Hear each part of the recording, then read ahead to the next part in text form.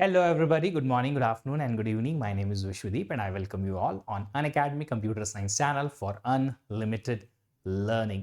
आज का टॉपिक जो है वो बहुत ही इंटरेस्टिंग है क्योंकि आज मैं बात करने वाला हूं आपके बारे में और आप ही के दो अलग अलग वर्जन को कंपेयर करने वाला हूं। बहुत सारे ऐसे एस्पिरेंट्स हैं जो गेट की तैयारी कर रहे हैं और उनमें से मैक्सिमम लोगों ने जेईई की भी तैयारी की हुई है।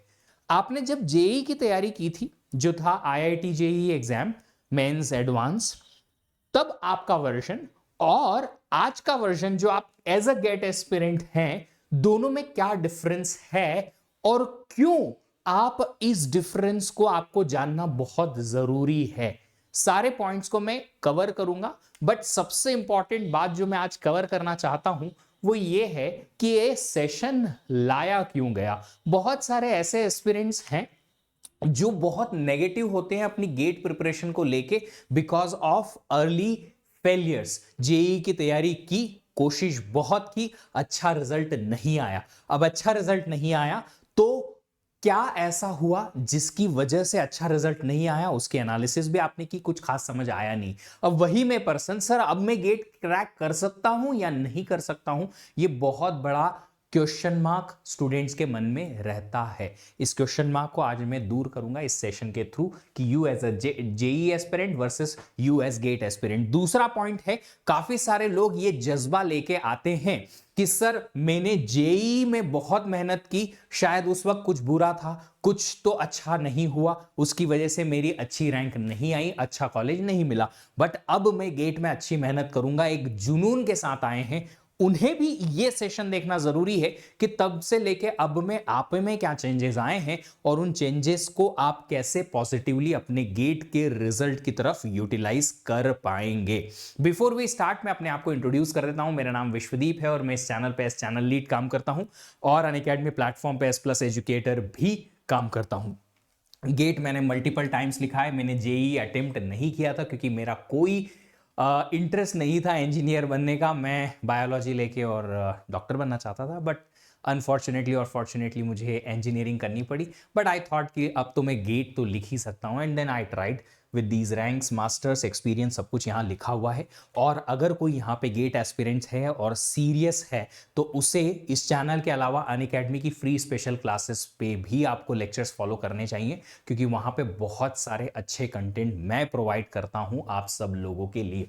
फ्री स्पेशल क्लासेस हैं, वीडियो के डिस्क्रिप्शन सेक्शन में मेरा प्रोफाइल का लिंक आपको मिल जाएगा, वो एक्सेस करके और आप मेरी सारी की सारी फ्री क्लासेस एक्सेस कर सकते हैं। इसके अलावा स्पेशल क्लासेस सेक्शन के अलावा आप लोगों को स्पेशल क्लासेस में जाके रैपिड फायर्स राउंड सर्च करने होंगे, क्योंकि वो आपको बताएंगे कि कैसे और क्यों ये स्पेशल क्लासेस आपके लिए इफेक्टिव लर्निंग वाला हो सकता है। चलिए वापस आते हैं पॉइंट पे कि you as GATE aspirant versus you as JEE aspirant में कितना डिफरेंस था। आप सबसे पहले तो ये देखिए कि जब आपने जेई की प्रिपरेशन स्टार्ट की थी तब से लेके आखिरी अटेम्प्ट तक आपकी एज क्या थी।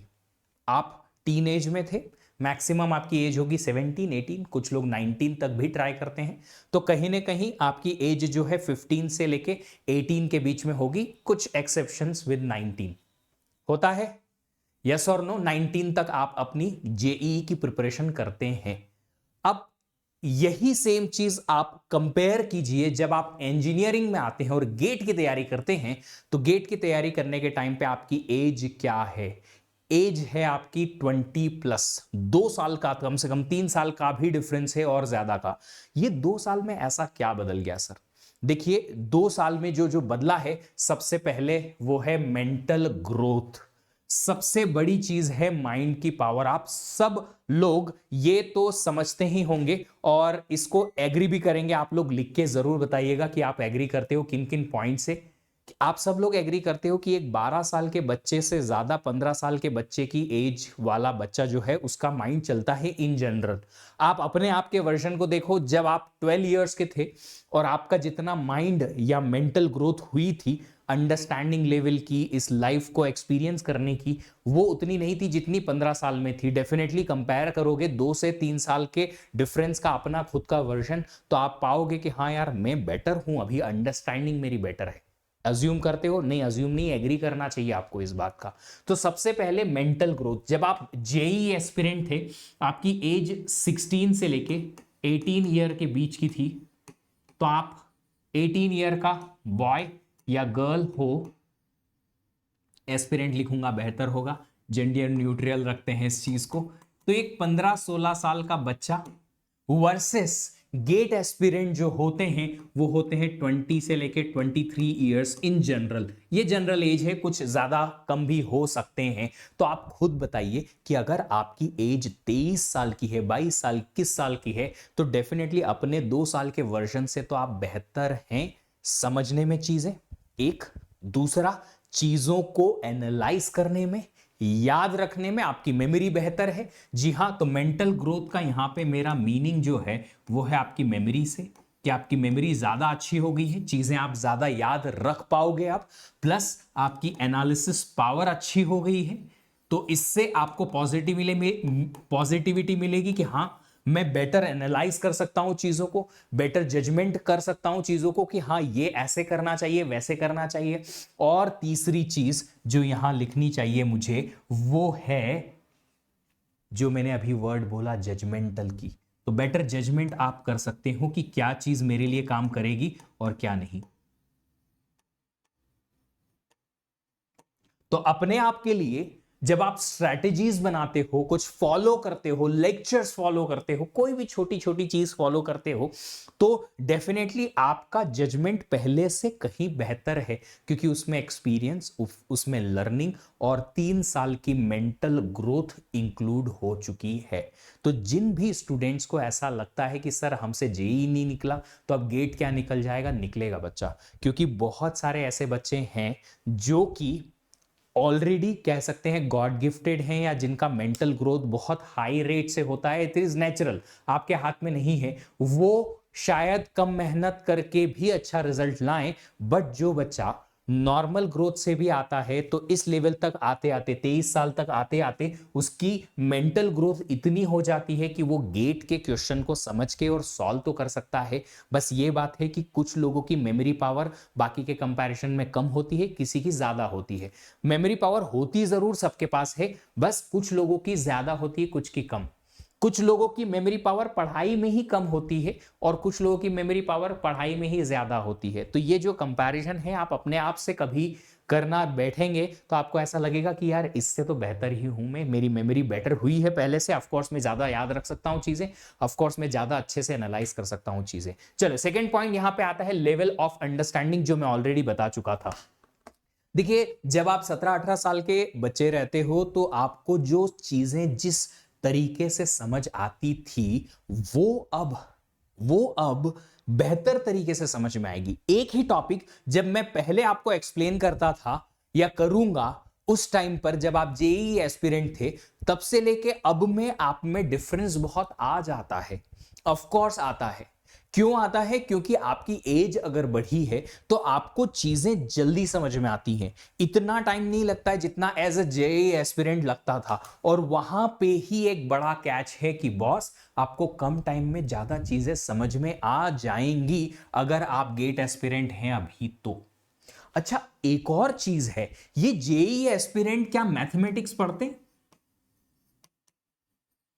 आप एज बीइंग जेईई एस्पिरेंट, क्या आपने मैथ पढ़ा था ना? प्रोबेबिलिटी, स्टैटिस्टिक, थोड़ा बेसिक मैथ तो होता ही है वहां पे। बेसिक नहीं यार, बहुत अच्छे लेवल का ही होता है मैथमेटिक्स, तो आता है ना मैथ।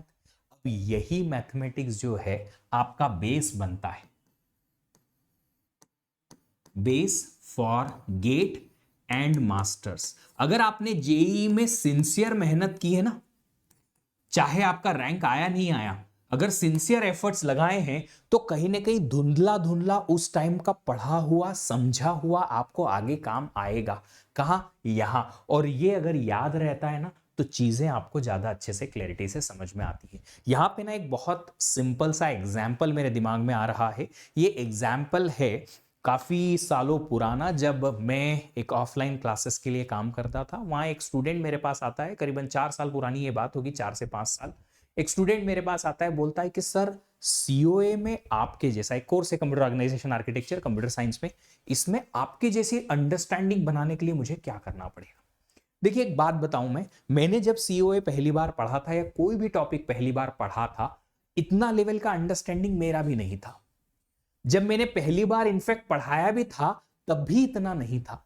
पढ़ाते पढ़ाते जब चीजें दिमाग में याद रहने लगी, जब मैं पढ़ाते पढ़ाते उनको रिकॉल करने लगा, तो चीजें एक दूसरे से कनेक्ट होने लगी दिमाग में, क्योंकि मेरे दिमाग में वो चीजें याद रहती थी और क्विकली फेच हो जाती थी। फेच होने का मतलब क्विकली रिकॉल हो जाती थी। अच्छा ये पढ़ा है मैंने, ओके ये ऐसा ऐसा याद है मुझे, ओके ये याद है मुझे। तो जब हम चीजें याद रखते हैं और ऐसे याद रखते हैं कि तुरंत जैसे ही कोई चीज उससे रिलेटेड देखते हैं हमें तुरंत याद आ जाता है कि अरे ये तो ऐसा, ये तो वैसा, तो वो जो चीज है वो आपकी लर्निंग को और ज्यादा डीप बनाती है और अच्छा बनाती है।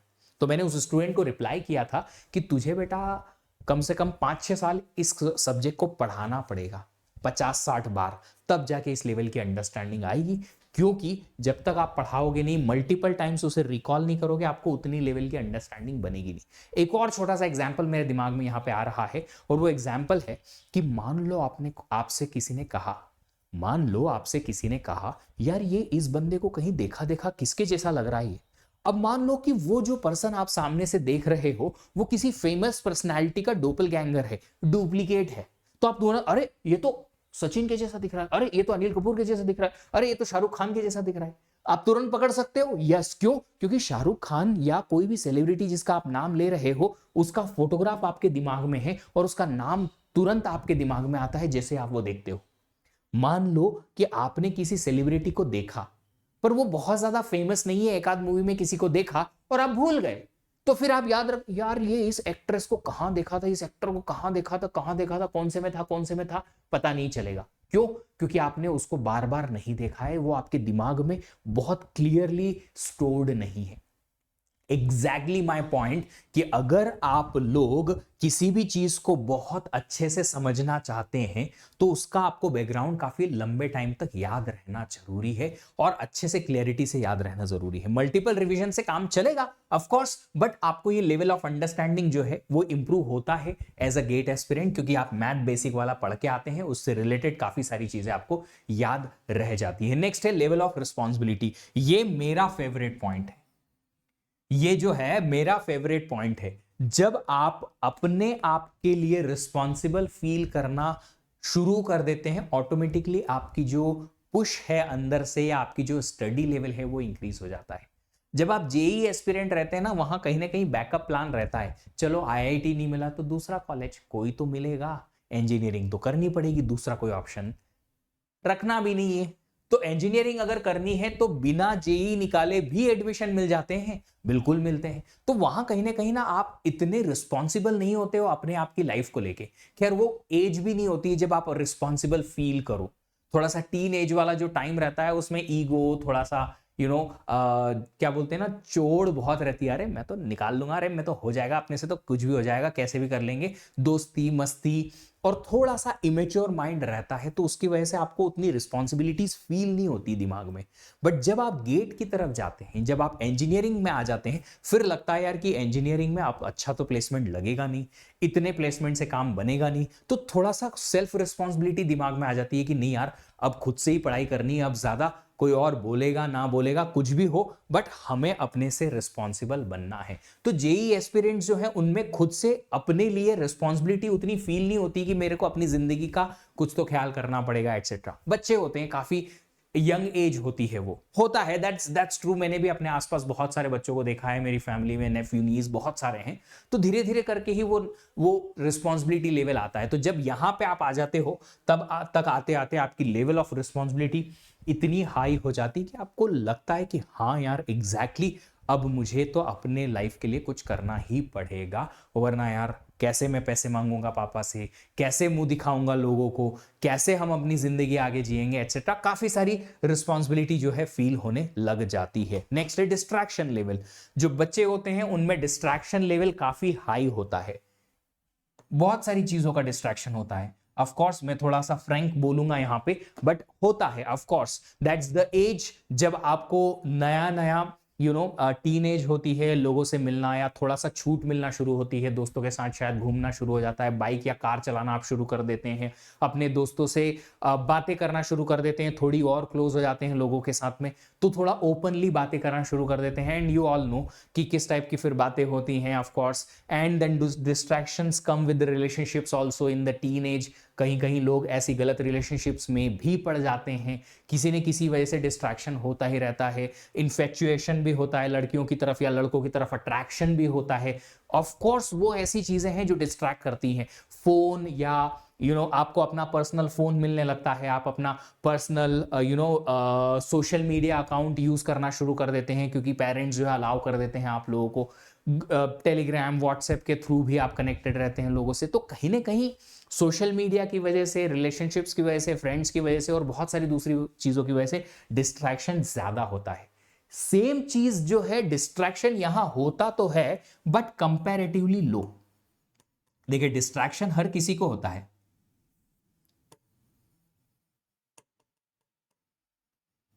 डिस्ट्रैक्शन जो है हर किसी को होता है बट कंपैरेटिवली लो हो जाता है। क्यों, ऐसा क्यों होता है सर?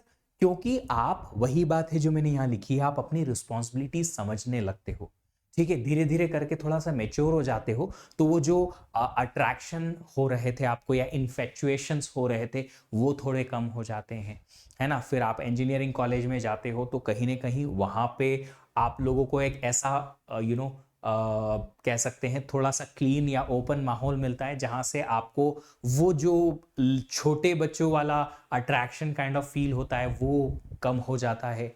ठीक है, सोशल मीडिया को यूज करने का जो वो एक चस्का कह सकते हैं या एक पैशन जो होता है बच्चों में कि नया नया अकाउंट है, नया ऐसा बनाएंगे वैसा बनाएंगे, वो धीरे धीरे कम हो जाता है एक्सेट्रा।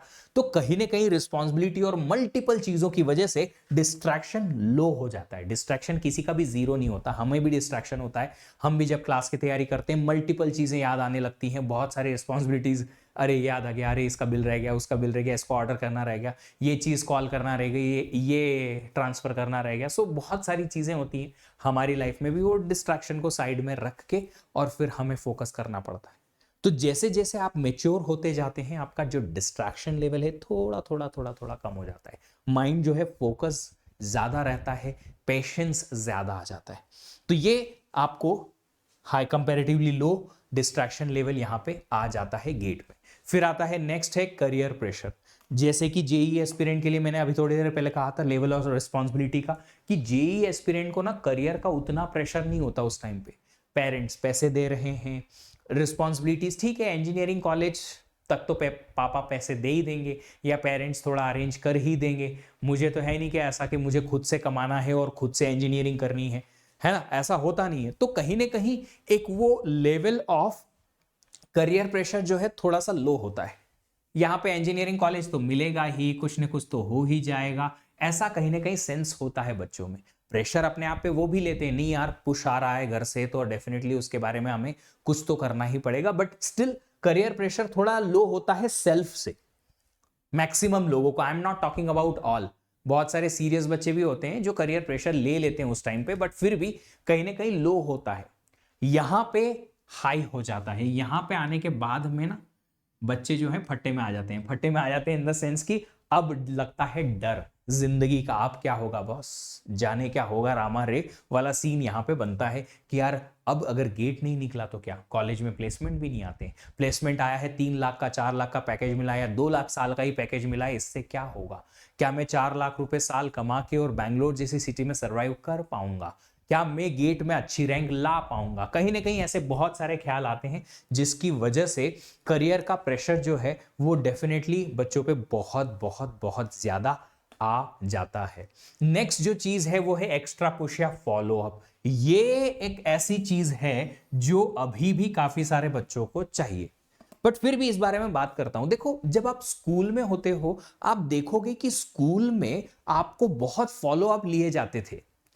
हर एक क्लास में क्लास टीचर अटेंडेंस लेते थे शुरुआत के डेली में। फिर आप बंक नहीं कर सकते थे क्लासेस स्कूल से, है ना। अगर बंक कर दी तो पीटीएम हो जाती थी आपकी, घर पे कंप्लेंट्स चली जाती थी, होता था।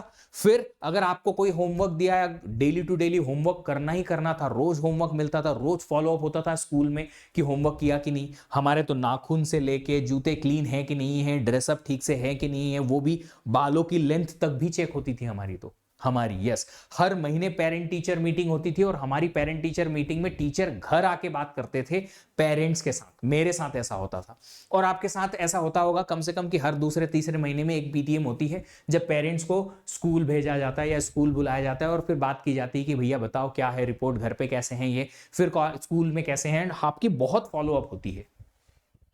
बट जैसे ही आप कॉलेज में जाते हो, कॉलेज में जाने के बाद कॉलेज से प्रेशर आता है कि आप असाइनमेंट्स लिख के लाओ, अटेंडेंस 75% मेंटेन रखो। बट बहुत ज्यादा एक्स्ट्रा ऑर्डिनरी अगर आपका कोई बहुत ही गलत या नेगेटिव ऐसा कोई डिसिप्लिनरी एक्शन ना हो आपके अगेंस्ट, तब तक आपके पेरेंट को हार्डली कॉलेज में बुलाया जाता है। पेनल्टी दे देते हैं पैसों की, बट कॉलेज का फॉलो अप थोड़ा सा लो हो जाता है। आप यकीन करेंगे इस बारे में, एग्री भी करेंगे इस बात को लेके, हाँ सर ऐसा होता है। तो आप समझ सकते हैं कि एक छोटा बच्चा, उसे नर्चर करने के लिए उसे बांध के रखना पड़ता है। जब आप स्कूल में होते हो तो आपको बांध के रखना पड़ता है। बांध के रखने का मतलब है कि आपको टिका के रखना पड़ता है कि नहीं यार आप डिस्ट्रैक्ट होगे, आपको यही करना है, यही सही है आपके लिए।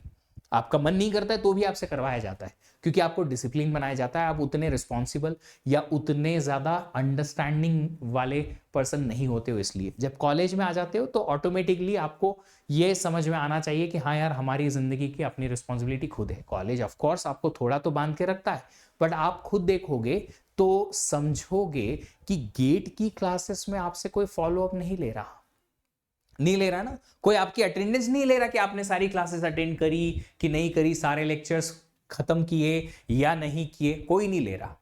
क्यों नहीं ले रहा? क्योंकि ये है आपका career building activity. It is not your classroom के आपकी अटेंडेंस लगे, आपने कॉलेज की डिग्री लेनी है एटसेट्रा एटसेट्रा। नो, ये आपके करियर का ऑप्शन है, और आप खुद डिसाइड करते हो कि मुझे ये करियर ऑप्शन चूज करना है।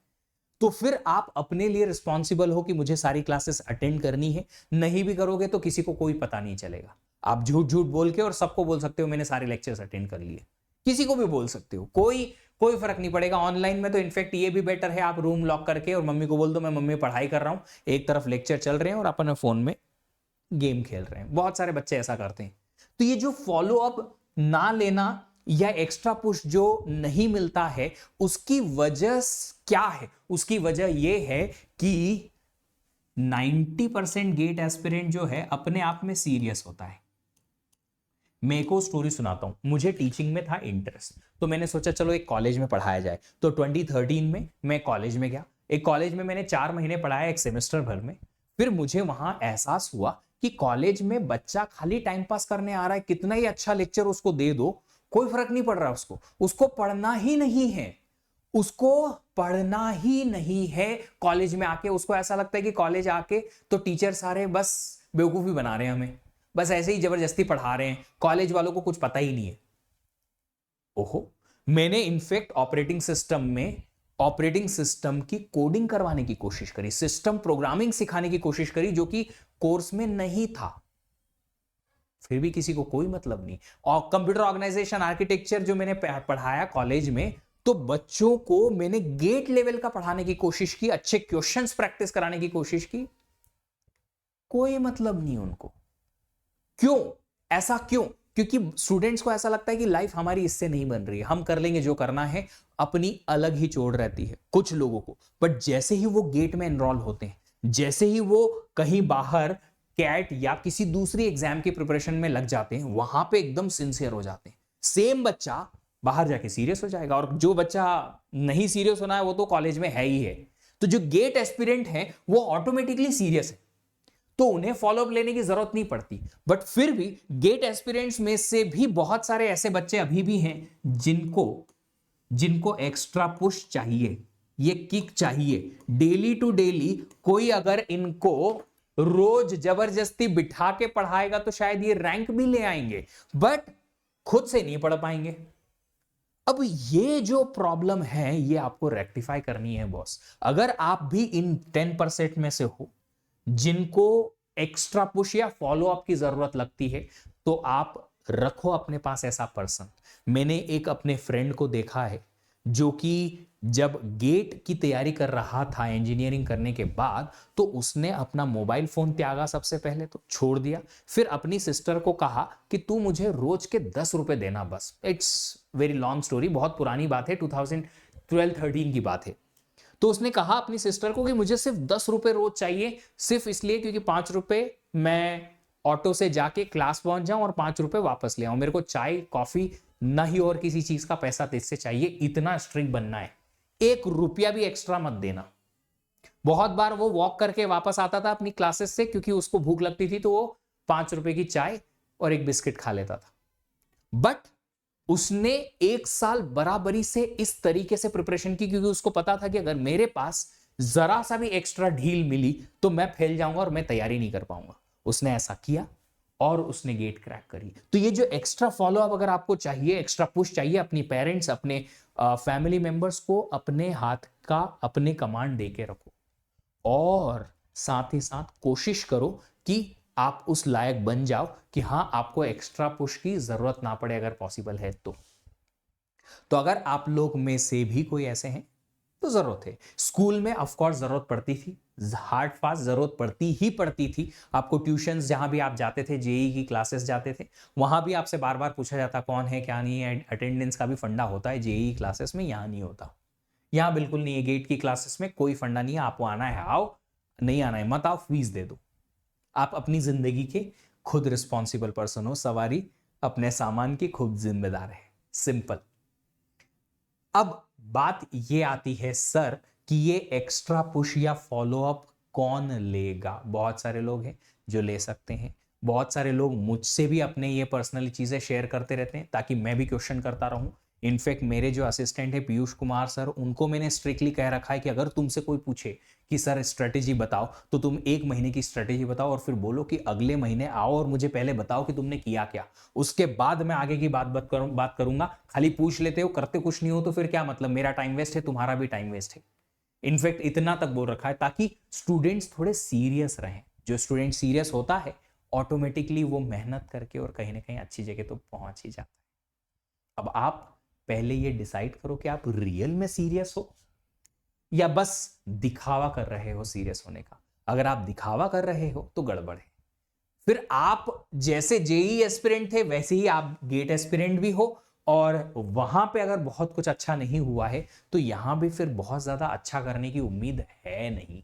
तो आप कोशिश करो इस चीज को सॉल्व करने की। और अगर फिर भी ऐसा लगता है कि नहीं सर हम ज्यादा ही डिस्ट्रैक्टेड रहते हैं, तो आप एक काम कर सकते हो, वो ये है कि मेरा पर्सनल गाइडेंस में पढ़ने आ सकते हो। जब मैं और मेरे असिस्टेंट और मेरी पूरी टीम जो है आपको इस लायक रखेगी, आपको कंटिन्यूअसली गाइड करती रहेगी ताकि आप भटके ना यहां वहां। उसके लिए आपको आइकॉनिक या प्लस सब्सक्रिप्शन लेना होगा और इस कोड के साथ लेना होगा VDEEP10। जब भी आप प्लस या आइकॉनिक सब्सक्रिप्शन लेते हैं इन जनरल तो आपको 10% का डिस्काउंट मिलता था, बट कल से आपको 5% का डिस्काउंट मिलेगा। बट आज आखिरी दिन है जब आप 25% का ऑफ पा सकते हैं। आपके जितने भी अनअकैडमी के इकट्ठे पॉइंट्स हैं वो आज ही आप रिवॉर्ड पॉइंट्स यूज कर पाओगे। आज के बाद सब लैप्स हो जाएंगे। इसके अलावा कल से प्राइस हाइक भी हो जाएगी और इसके अलावा आपको 25% का डिस्काउंट भी नहीं मिलेगा। तो इट्स ओवरऑल सेम स्टोरी कि आज सब्सक्रिप्शन लो मिडनाइट के पहले पहले और जल्दी से अपनी जर्नी बेस्ट तरीके से शुरू करो, स्ट्रक्चर्ड लर्निंग के साथ और गाइडेंस के साथ, ताकि आप कभी भी अगर ऐसा लगता है कि आप अपने ट्रैक से बाहर जा रहे हैं, आपके टॉप एजुकेटर्स जो हैं ये आपको हेल्प करेंगे कि कैसे आप अपनी प्रिपरेशन को आगे बढ़ा सकते हैं। अच्छा, आइकॉनिक सब्सक्रिप्शन अगर आप लेंगे तो आपको एक्स्ट्रा मंथ का सब्सक्रिप्शन भी मिलेगा। कैसे? 12 मंथ्स का सब्सक्रिप्शन के साथ 3 मंथ का और 24 मंथ्स के साथ में 4 मंथ्स का सब्सक्रिप्शन आपको एडिशनली मिलेगा। आइकॉनिक सब्सक्रिप्शन में आपको क्या क्या मिलेगा? गेट की PYQ book, printed notes, free month का सब्सक्रिप्शन और 1-on-1 मेंटरशिप प्रोग्राम, जिसमें एक कोच अलग से, मेरे अलावा दूसरे कोच होंगे जो आपको हेल्प करेंगे 1-on-1 बेसिस पे आपकी प्रिपरेशन स्ट्रैटेजी बनाने में और आपका प्लानिंग करने में। कोई भी बैच आपकी अभी अभी स्टार्ट हुई है, कोई भी बैच आप एक्सेस कर सकते हो अनअकैडमी प्लेटफॉर्म से। मेरे लेक्चर्स, सारे एजुकेटर्स के सारे लेक्चर्स आप एक्सेस कर सकते हो अनअकैडमी प्लेटफॉर्म से अगर आप सब्सक्रिप्शन लेते हो तो। आपके पास ऑफलाइन बैच भी ज्वाइन करने का ऑप्शन है। अगर आप ऑफलाइन बैच ज्वाइन करना चाहते हैं उसमें भी डिस्काउंट है आज मिडनाइट तक के पहले पहले बट ऑफलाइन बैच ज्वाइन करने का एक ऑप्शन है, और वो ऑफर ये है कि आपको अगर ऑफलाइन बैच आप ज्वाइन करते हो तो आपको प्लस का सब्सक्रिप्शन 1 साल का कॉम्प्लीमेंट्री मिलता है। ऑफलाइन बैच सिर्फ दिल्ली में है अभी, और एड्रेस आपको वहां पे शो हो रहा था, आप देख सकते हैं, ये रहा एड्रेस। आप इस एड्रेस पे जाके और कांटेक्ट कर सकते हैं, अदरवाइज ये नंबर पे कॉल करके भी बात कर सकते हैं। उम्मीद करता हूं आपको वीडियो अच्छा लगा। कमेंट जरूर करिएगा कि आपको कैसे ये एनालिसिस किस तरीके की लगी और कैसे आपको ये वीडियो हेल्प कर रहा है अपने गेट की प्रिपरेशन जर्नी में। अगर आपको और भी इस टाइप के कोई वीडियो चाहिए तो उसके बारे में भी डेफिनेटली वीडियो के कमेंट बॉक्स में कमेंट करके जाइएगा। Keep learning happily. Thank you so much. Bye bye.